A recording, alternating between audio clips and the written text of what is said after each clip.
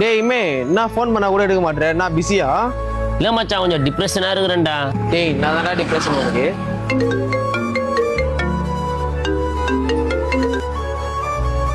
ஆமாம் நீ தின்னாலும் எங்கே போயிருந்த ஆளே காணோம்? இல்லை மச்சான் ஃபேமிலி கூட கொஞ்சம் வெளியே போயிருந்தேன்.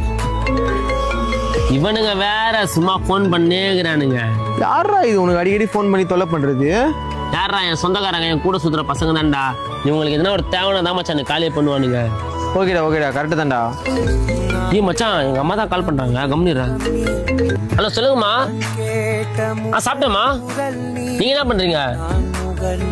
டேப்லெட் காலி ஆயிடுச்சா? சரிம்மா ஓகேம்மா, வரும்போது வாங்கிட்டு வரேம்மா. ஓகேம்மா.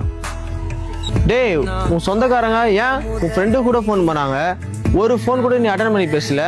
ஏன் உங்க அம்மா ஒரு ஃபோன் பண்ணதுக்கே நீ அட்டன் பண்ணி பேசுற? நான் உங்க அம்மா மேல அவ்வளோ பயமா?